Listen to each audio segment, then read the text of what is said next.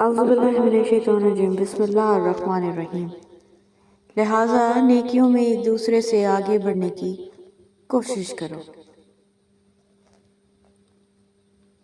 کتنے عظیم ہوتے ہیں وہ لوگ جو دوسروں کا دکھ اپنے دل میں سمو لیتے ہیں، لیکن اپنے غم صرف اپنے رب کو ہی بتاتے ہیں۔ ہم سب مشکل کام کرنے سے گھبراتے ہیں، حالانکہ آسانیاں مشکل کام کرنے سے ہی پیدا ہوتی ہیں۔ اچھے راستے پر کم لوگ چلتے ہیں، لیکن برے راستے پر اکثریت چلتی ہے۔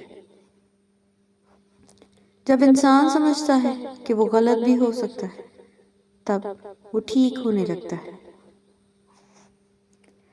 امام علی علیہ السلام نے فرمایا، مصیبت ایک ہوتی ہے، لیکن اگر گھبرا جاؤ گے وہ دگنی ہو جائے گی۔ امام علی علیہ السلام فرماتے ہیں، مصیبت کے وقت بھی مطمئن نظر آؤ اور مشکلات کے باوجود خوش باش رہو۔ حضرت علی کرم اللہ وجہ فرماتے ہیں، جس نے پریشانی کو بیان کیا وہ ذلت پر راضی ہو گیا۔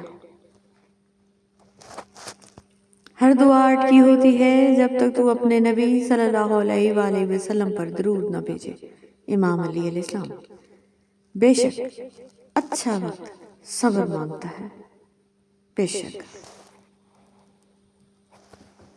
حضرت امام علی علیہ السلام نے فرمایا، جو اللہ کے ذریعے بے نیاز بنے گا لوگ اس کے محتاج ہوں گے۔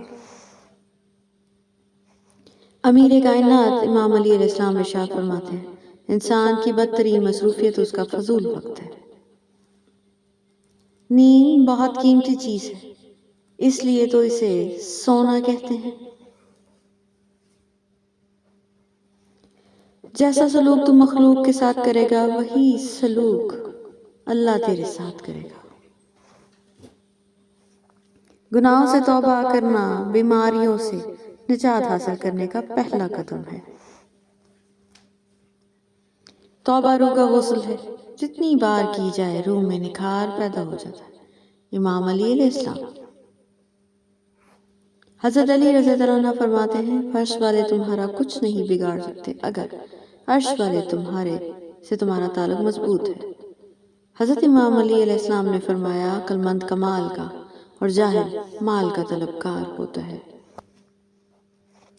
حضرت امام علی علیہ السلام فرماتے ہیں، سمجھنے کے لیے پوچھو، الجھنے کے لیے نہ پوچھو۔ قاعدے میں رہیں گے تو فائدے میں رہیں گے، بے شک۔ سچی لگن، مسلسل کوشش اور رب سے دعا تصور کو تصویر بنا دیتی ہے۔